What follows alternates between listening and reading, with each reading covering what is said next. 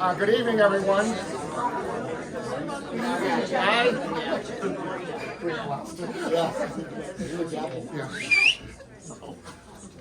Well, it's at 7. We're going to get started. So essentially pretty much have no more chairs. So it's you really tapped it in, Jeffrey.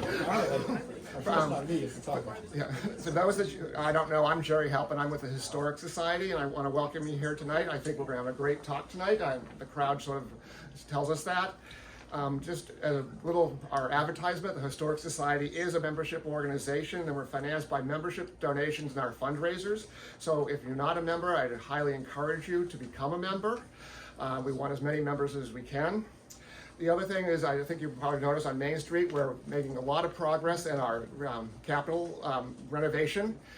We've raised $450,000, which was our goal, which was supposedly going to be enough to do both phases of our project.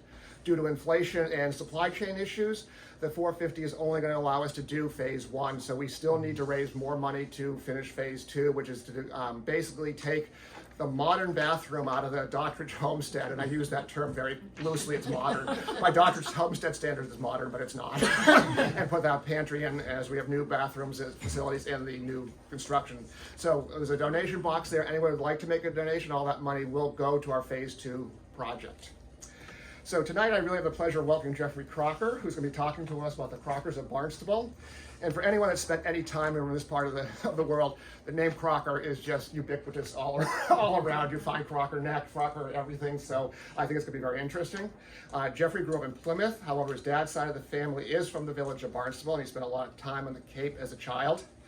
He studied history in college. While he now lives in Virginia, remote working has returned well, and he spent the summers on Cape Cod, so who doesn't love that? And while he's been on the Cape, he's been involved with a number of the Barnstable historical societies, including our own here in Cotuit. Last year, while he was here in the Cape, he researched and wrote the book Crocker Family Genealogical Sites in Barnstable. He identified almost 200 different sites, of which 30 or so are located here in Cotuit and Santuit. So without further ado, Jeffrey, I turn it over to you. Thank you. And thanks, everybody.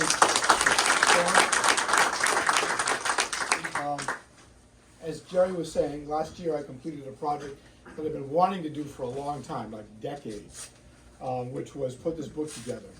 And the book identifies, again, and I've got a few if anybody wants one, about 200 or so Crocker family sites in the town of Barnstable, broken up by the different 7 villages. So houses, farms, businesses, monuments, parks, natural landmarks, whatever, they're all in here.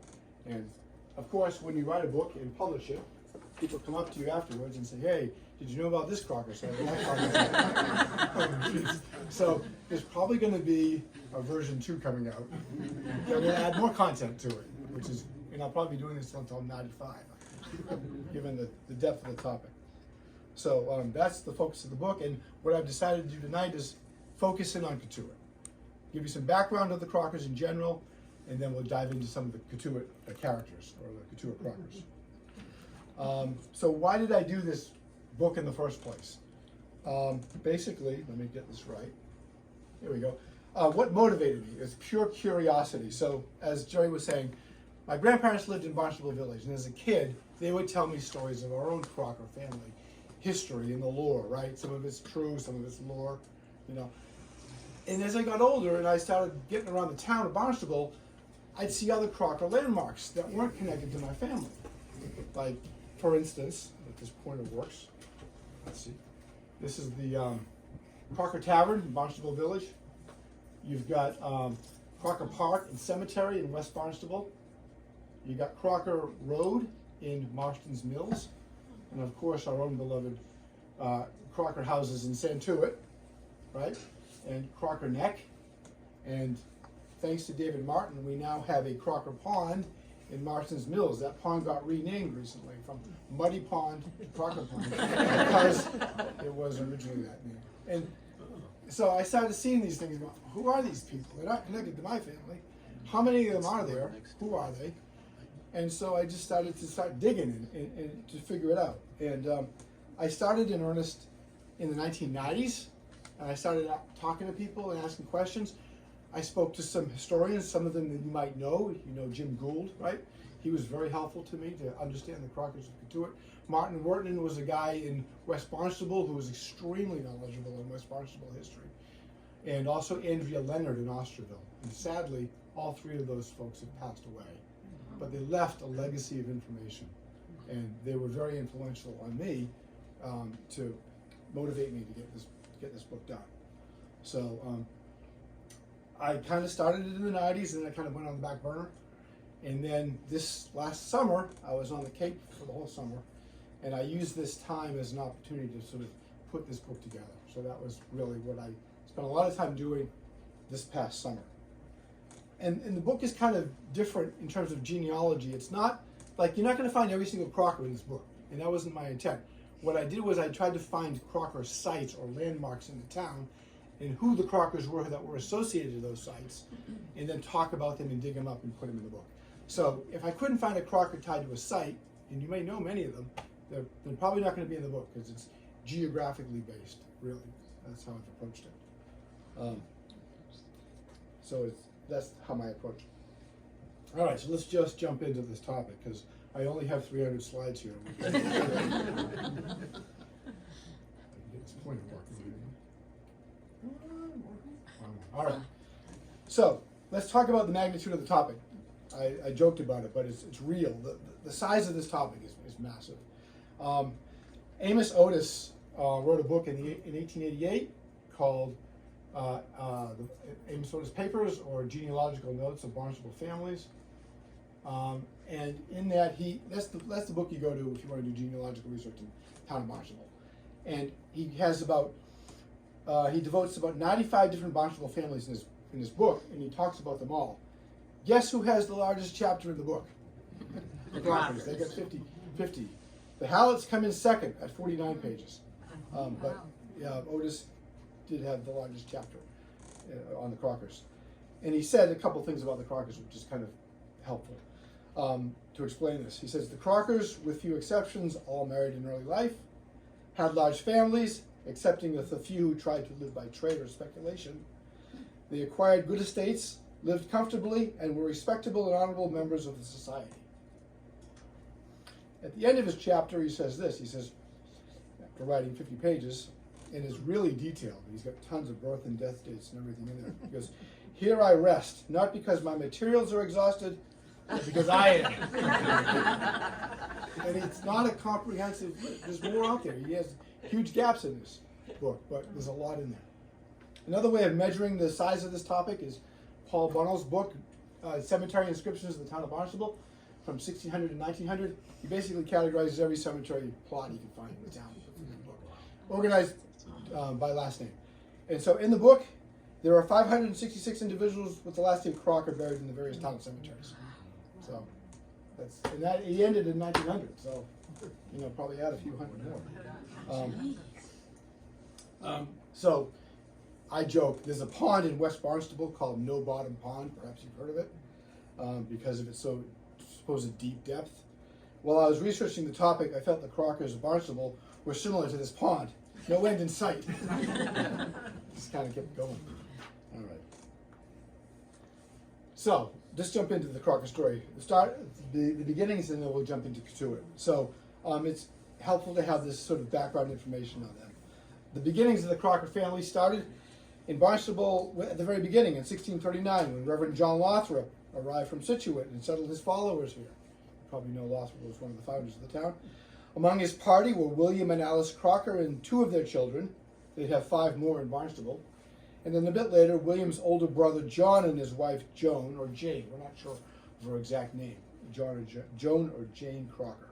So 2 brothers with their wives come here at the very beginning of the settlement of Barnstable. And they settled in West Barnstable. And so let's just chat about them a little bit. These 2 brothers couldn't be any different from each other, according to Amos Otis. There's always skeletons in your closet, right? In families. Oh, here's one here. Let's talk first about William. William we'll call upstanding William, and then his brother is questionable John.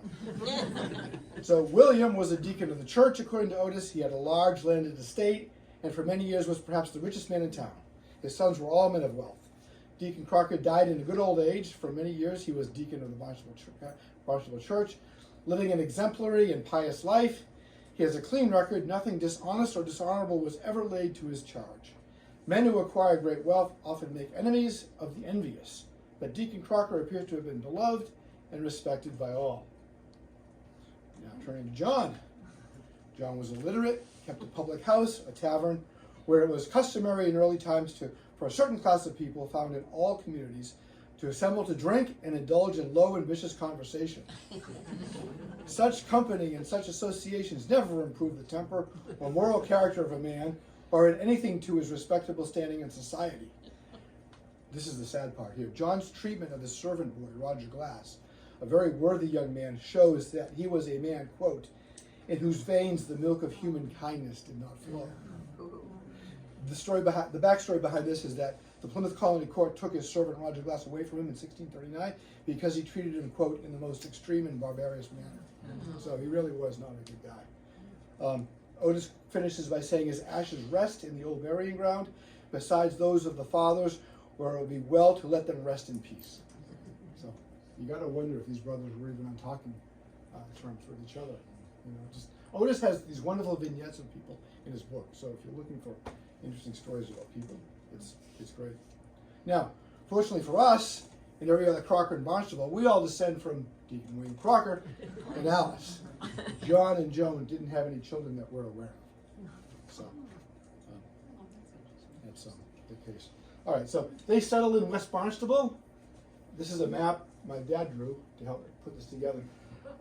You've got at the top, you've got the marshes, the ocean, the bay. You've got right here, right about where the 1717 meeting house is. You got the northern part of Marston's Mills here with the Indian Ponds over Mystic Lake, Hamlin Pond, and Middle Pond. And Deacon William owns land here. See this box here? That's where his land was. He also owned 30 acres or 40 acres north of Mystic Lake in Marston's Mills. That explains Crocker Road, which is right here, right? It connects West Barnstable to Marston's Mills, or it did before Route 6 came along. But you can see vestiges of that road still. And then his brother, John Crocker, lived on the Barnstable-West Barnstable line, right here, in that area right there. Now, interesting, the property that John owned over here is still owned by Crockers. It is an uninterrupted ownership of 11 generations of Crockers. They're still there today. It's the only Crocker property in the town with that distinction. It's quite a landmark, and the current house that's there was built in 1670. So, And he had no children. so what happened was, John, you're right, John and Joan had no children. William Crocker, his brother, took ownership of the property and then deeded it to his son, Job Crocker, who had many children. So they often call it the Job Crocker house. And this was not the original. This was built in 1670. The original house, John's house, burned down. But we think we know where the foundation is, which is neat. All right, so let's talk a little bit more about Cotuit Crockers now. We'll jump over there. So if you're a Cotuit Crocker, or if you got Cotuit Crockers in your family tree, this family tree that I kind of crudely put together, let me walk you through it here and I'll explain it to you. So here's William Crocker and Alice, right? We believe her last name is either Hoyt, Foster, or Hamlin, possibly. We don't know. This row here is their 7 children. John Sr., Elizabeth, Samuel, they didn't have kids, Deacon Job, Josiah, Eliezer, and Sergeant Joseph. And then wherever you see names, the 3rd generation is right below them. So these are their kids.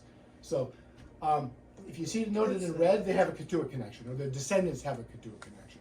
And if you see it noted in yellow, they have a major Cotuit connection. So you're likely, if you're a Cotuit Crocker or you have them in your family tree, you're likely to have William or Ebenezer Sr.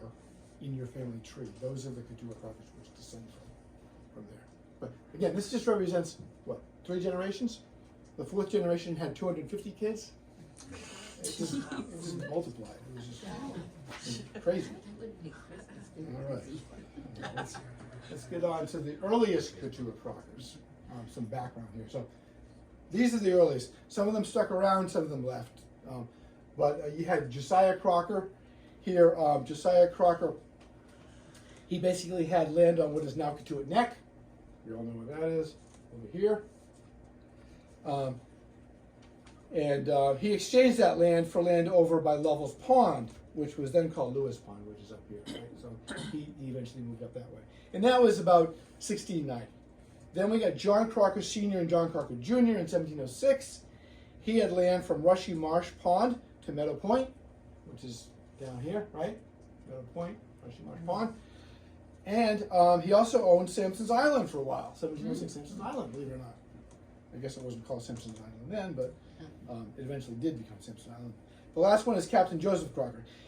He built the first mill in 1691 in Cotuit, and it's now on the south side of King's Highway, Old King's Road. The mill was there in 1690 and has been used by the pioneer Crocker families, according to Jim Gould and Jessica Grassetti. And again, that's I guess down here, Old King's Highway down there. So there was an old grist mill there, which is gone now. So those are the earliest. But things really don't get cooking for the Crockers in Cotuit until we get to 1739 with Ebenezer Jr.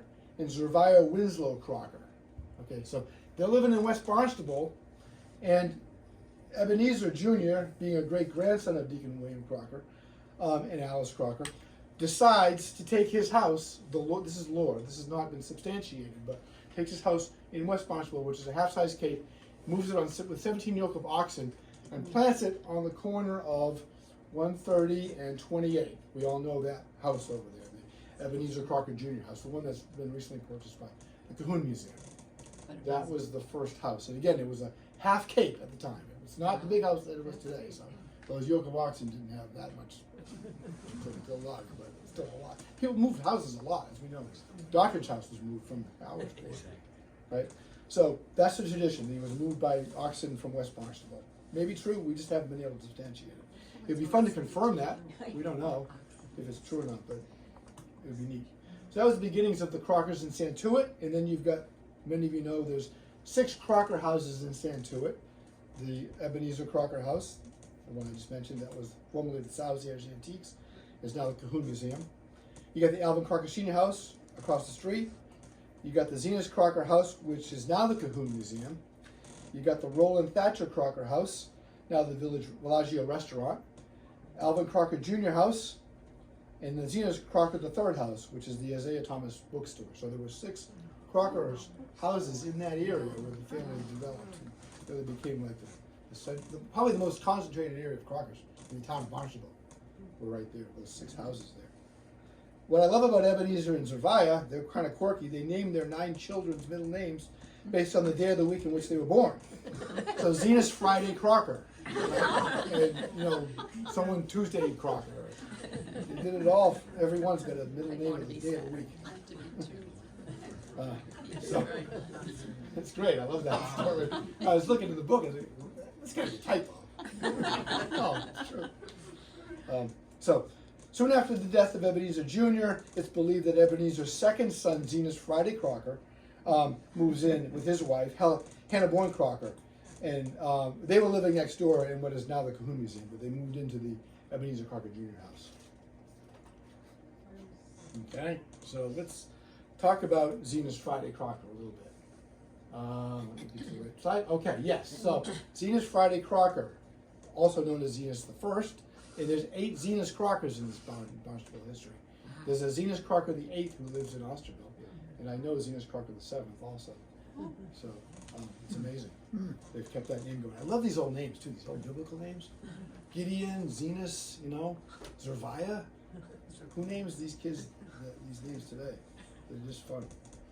So Zenas Friday and Hannah Bourne Crocker resided next door to Zenas' father, Ebenezer Jr., as I said, in the Cahoon Museum. The name Zenas has continued, as I said, uninterrupted till Zenas the 8th today. He was the subject of a mourning embroidery owned by the Historical Society of Santuit and Cotuit. Cindy Nickerson pointed this out to me. This is a wonderful artifact that they've got there in the society. It's made of silk, and these mourning embroideries. This was probably put together, I think, around 1807. They were common back then in America and in England. They became popular during the Regency period in England, think Jane Austen times, and in the U.S. after the death of George Washington. And they have this common theme, right? They've got, typically have the willow tree. They got the urn. They got it on some type of stone tablet with writing on it. They've got the person who's mourning next to it, right? And the Nye Museum in Sandwich has a bunch of these, and other places too. And they're not just always in silk. Sometimes they're different. They're painted, but they're lovely pieces of art.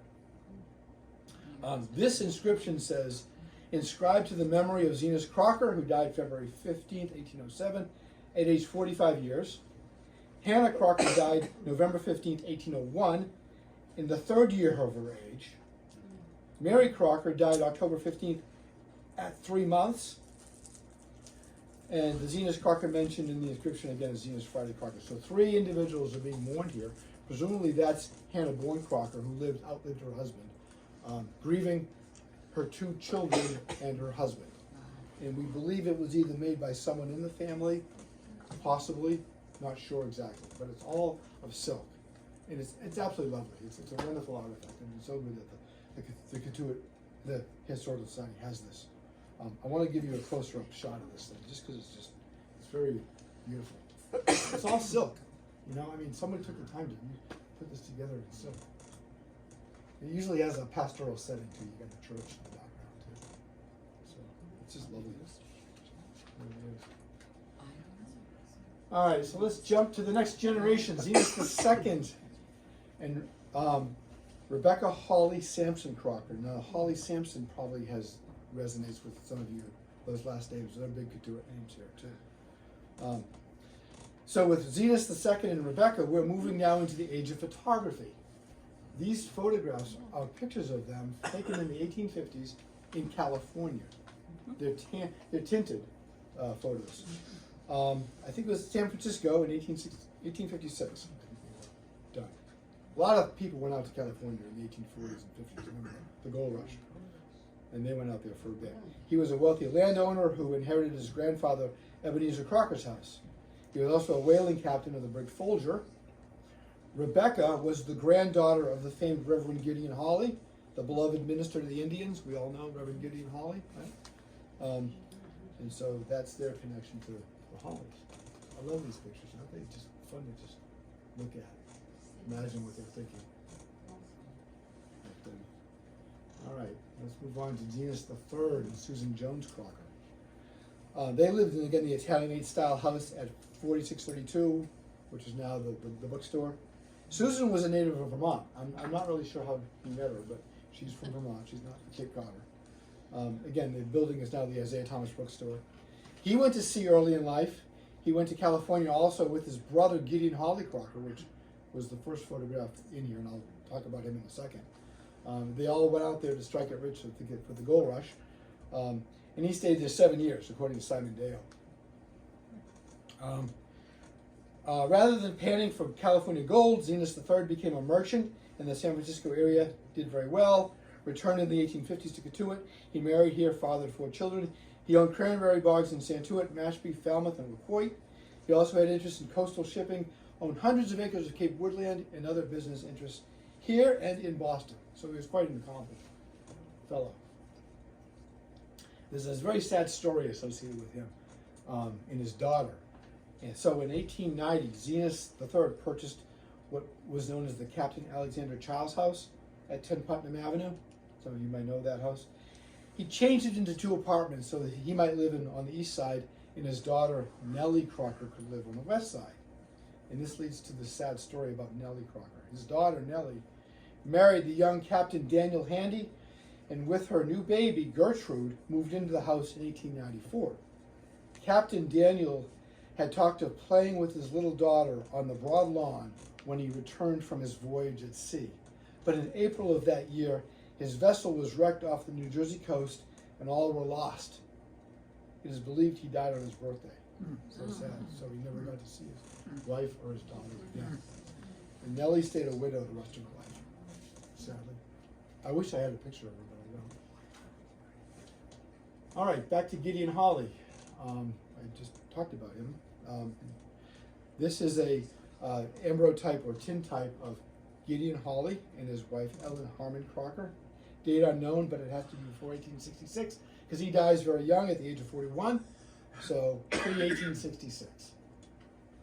These, again, getting a picture taken was an event back then. You got all dressed up and you had your photo taken. He was the son of Zenas Crocker II and Rebecca Holly Sampson Crocker.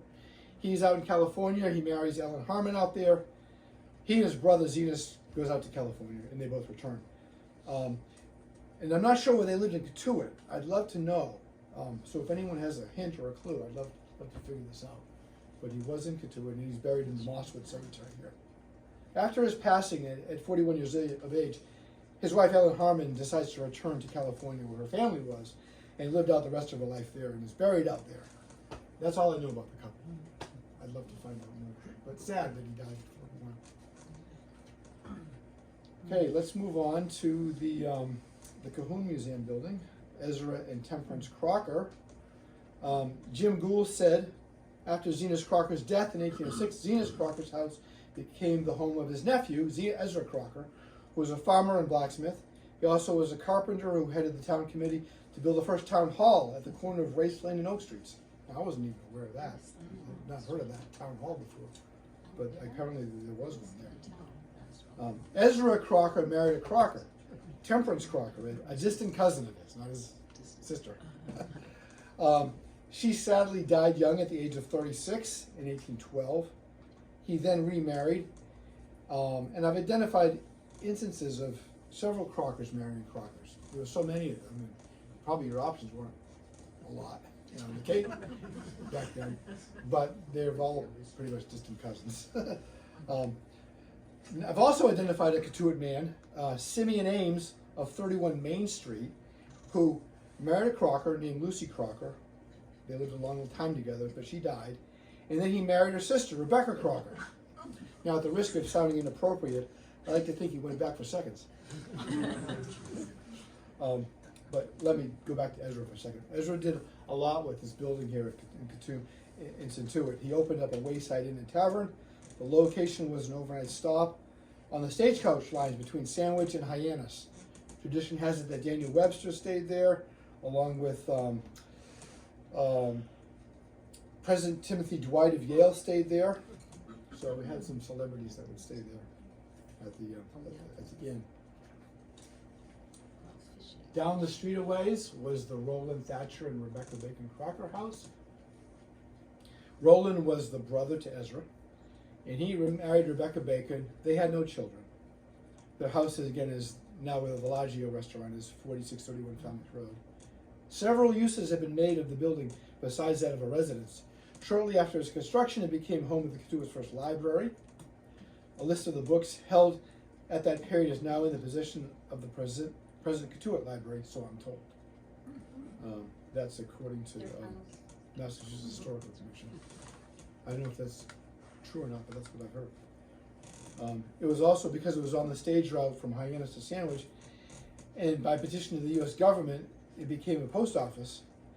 That's where the first one was established in the town, in the village, and functioned as a post office from 1821 to 46, with Roland Crocker as postmaster. He also had a store there, operated by Roland. Simon Deo's got a book called History of Barnstable County, written in 1890, and he said that Roland Thatcher Crocker had a store.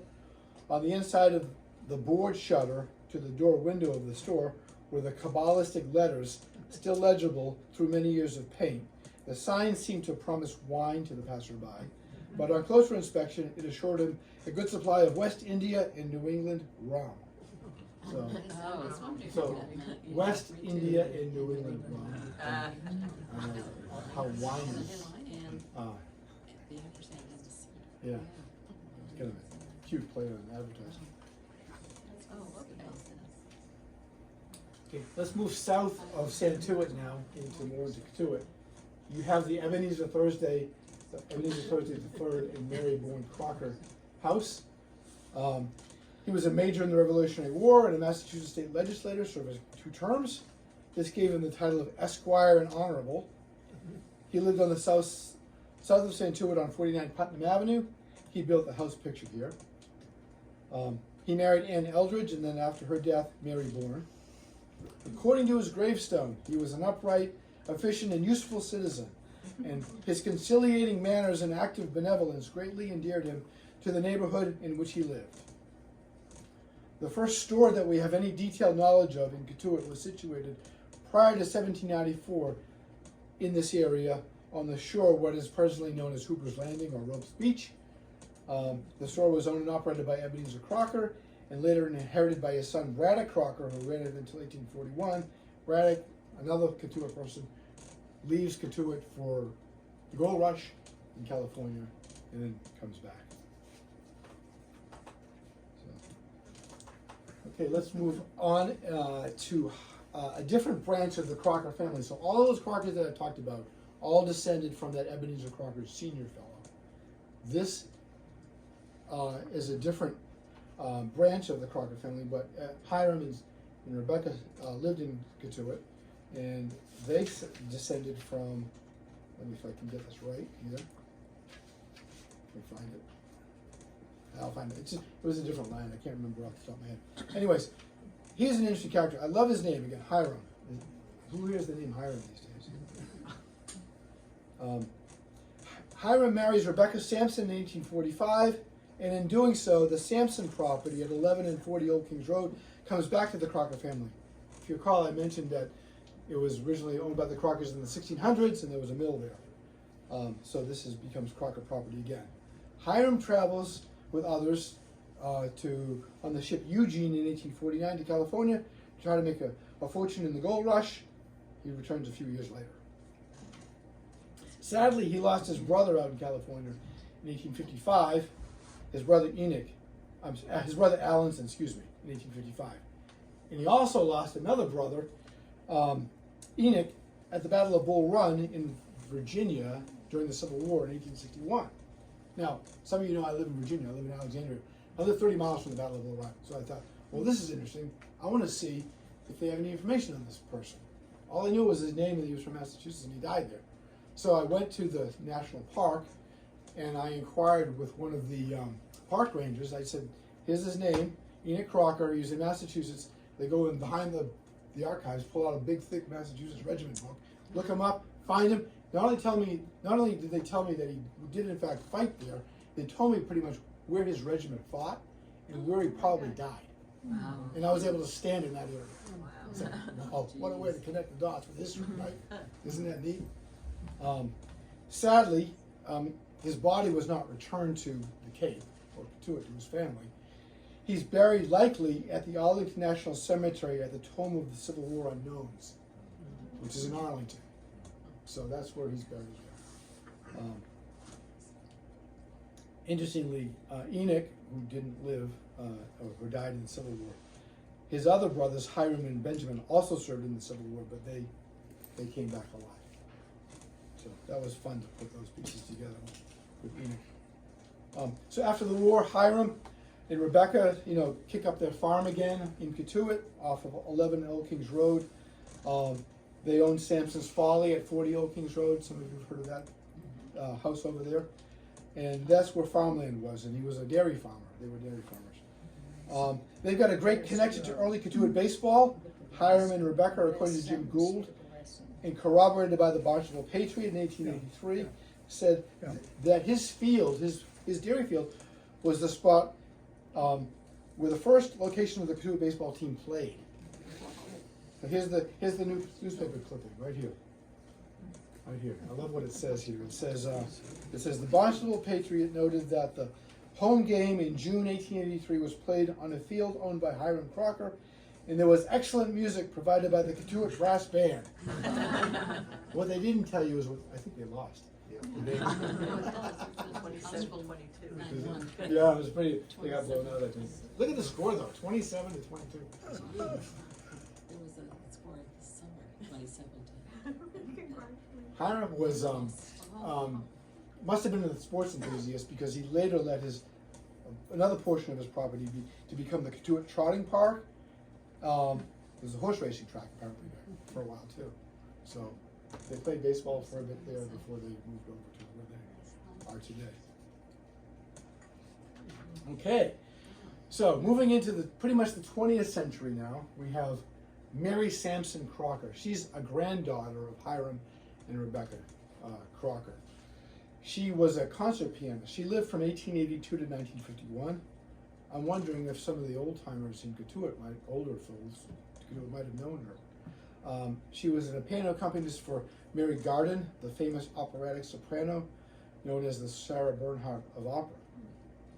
So she was rather well accomplished. Again, the granddaughter of Hiram and Rebecca Crocker. And sadly, she was the last of the Crocker-Sampson family line to occupy those houses on Old Kings Road, 11 and 40 Old Kings Road. That was the end of the Crocker legacy there. They no longer are in the family anymore. And she never married, so there was never any children to continue the legacy. Her father, Benjamin Sampson Crocker, was an interesting fellow. He didn't really he grew up in Cotuit, but he lived elsewhere. But he was an engineer, and he was quite accomplished. He helped design a new way for theaters to have balconies, but not have the posts obstruct the seats on the lower level. So he was quite a good designer for engineers. He lived in the Boston area, but he also lived out in Chicago for a while. And interestingly, I learned this great story that the Cahoon Museum has an 800-pound safe in their office with the name B.S. Crocker on it. Benjamin Sampson Crocker. So somehow they acquired it. It has I'd love to see it. It's a big artifact. But again, he lived mostly off Cape. Yeah, okay. That's a good question. All right, so we couldn't have a talk complete of Cotuit without talking about an individual that you probably knew, or some of you might have known, which is Milton and Nellie Crocker. Right, so I'm taking content from this guy, Harold Smith. This is not my work, but he sums it up nicely here. So Milton Crocker came from West Barnstable as a child after his mother died, and he settled in Cotuit. Spanning 8 decades, Milton Crocker worked in nearly every aspect of the grocery business. First as a clerk, then store manager, and finally as owner of the Cotuit Cooperative Grocery Company, known to locals and summer people as the Coop. Right. Exactly. It's still here. The original store was at the southeast corner of Main Street and what is now Oyster Place Road. That store burned to the ground in 1924, sadly. But despite the loss, he was able to stay in business. He moved the Coop up the street to 737 Main Street, where it's been. And the store carried on into the 1980s. Well, it's still carrying on today, but carried on with him at the helm until the 1980s, with his son Harry C. Crocker helping run the store. And he died, Milton Crocker died in 1986, excuse me, at age 91. It's a great photo of him, isn't it? Yeah. I love that picture of him. Okay, I'm going to close with a mystery that I'm trying to solve, and I'd love anybody's help in solving this. So, this is the mystery of the 3 Crocker sampler women: Ellen T. Crocker, Tempa Crocker, and Sarah B. Crocker. Now, these are early 19th century cross-stitch samplers made by these Crocker women, presumably when they were children. You can see Sarah B. Crocker. You can see Ellen T. Crocker. Right? You can't read And you it. can very faintly see the word Crocker, Yes. right? See that? Age something. Right. Oh, yeah, yours, that's right. Okay. They're wonderful specimens of early 19th century cross-stitching. This was common for young girls to learn how to stitch back then. Mothers would teach them how to do it, and they do it in groups with their friends and mothers. Sadly, we cannot identify who exactly these Crocker women were, aside from their first and last names. I've been doing some research, and I've got some ideas, but I haven't been able to nail it down completely.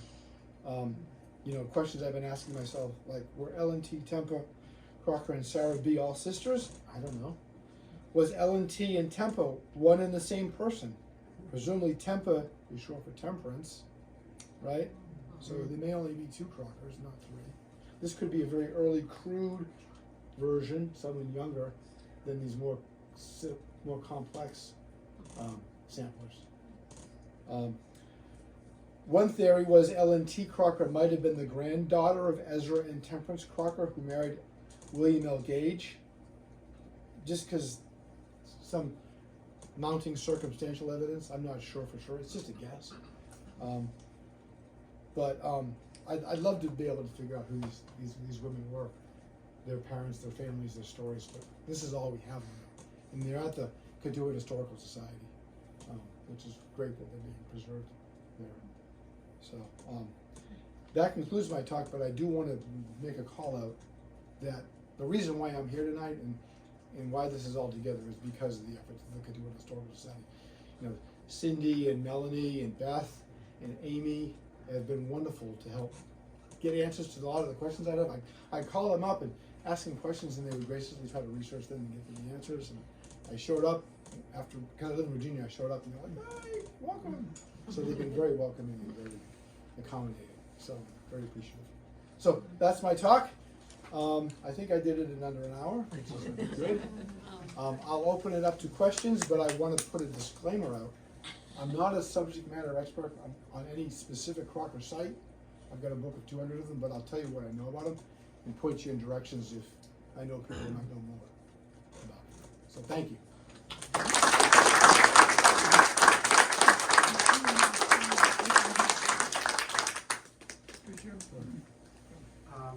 I'm kind of interested in the history of South Sandwich and Marston's Mills. I live in Race Lane.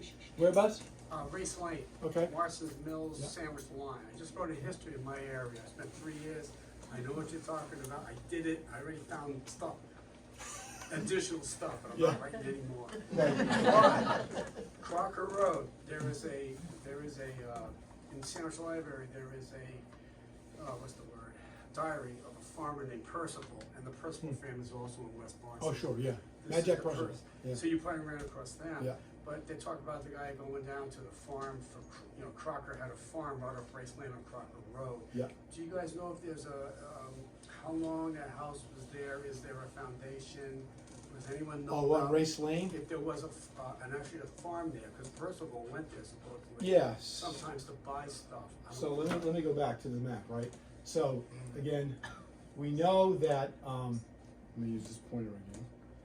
All right, so Deacon William owned property here, where you're talking about on Mhm. Race Lane, right? Yep. Mystic Lake, Yep. Middle Pond, and Hallam Pond.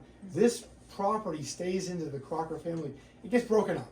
The land gets broken up, and there's like 6 houses there that are Crocker houses, built at different time periods. Some as early as 1750, some of them into the mid-1900s, 19th century, mid-19th century. But I've got in the Marston's Mills chapter of my book, I talk about those 6 houses, when they were built, who lived there, the stories behind them, etc. So that'll give you the information. Great, thanks. And unfortunately, I found more information on those Crockers, so that'll go in the next book when I write it. So, any more questions? I'm curious how many people are related to a Crocker here right now. Oh yeah, does anybody have Crockers in the family tree besides me? Ooh. Oh my gosh. Yeah, of course. That's Pretty cool. Yeah. Any more questions? The Crocker that went to California Which one? and made some money and came back. Oh yeah. How they do that? Did he discover gold, or how they do it? So one Crocker went out there with a whole bunch of building supplies, thinking he'd be selling them to the gold diggers, right? And he got out there, and there it was already established. They didn't need his supplies, so he did not make the money as a seller of merchandise out there. How did he make it? He did not. He thought he was going to make it by selling merchandise out there, building supplies. He put it all in a ship and took it out there, but he was unsuccessful. He stayed there 7 years. I can't remember which one, but then came back home. Most of them didn't make their money out in California. Yeah. It was the gold was, as you know, very sparse, and more people lost money than made money. The house that he moved from, further north to Cotuit, you said he moved the house. Was Oh that- yeah, But he said it was a half cape, or, that's what we believe. Yeah. so that house is it gone now, or is it that little house that's in the back there? No, it is still the same house. It's just been added to over the years. And they would add another whole floor? Yes. Yeah. Wow. And when the Cahoon Museum bought that house last year, they put a committee together to research the history of the house. And they put together a very comprehensive document Wow. on that. I can give you the name of the individual who put it all together if you'd like. Yeah. and Well, I was give you just the curious, details. is the houses are so big, is Mhm. compared to a lot of the other houses, the first houses from Cotuit, the little cape Yep. houses. And that's what that was when he dragged it, apparently, from West Barnstable to here, and built it up. What was attractive about Cotuit, Santuit, that motivated them to come from Barnstable over? A lot of it was just the land was available. Like, Barnstable and West Barnstable were built up, right? Generations need more places to live, right, land. And so people were able to acquire land in Cotuit and come here. Think about the Samuel Dottridge story. He's in Harwichport, right? He drags his house 20 miles from Harwich to Cotuit. And he was given some land here, and he started out here, because it wasn't very populated then, in 1805 yet. I don't know if people are aware, and I'm sure you're aware, but Andrea Leonard Oh, had yeah. written a couple of books Yeah. about the Crocker genealogy. Yeah. There are 2 books, and it's pretty extensive, and it's a beast to go through. Yeah, but it lists from Deacon Mhm. all of the different genealogies, and I was born in 71, and I was one of the last generations that are in this book, and I think it's like the 18th generation or something like that. Wow. But it goes through at least to the people born in the 70s. It's an indispensable research if you're a Crocker genealogy person. My son is actually in that book, and he was born in 1990. Oh, okay. So might be volume 2. Any more questions? Well, thank you, everybody.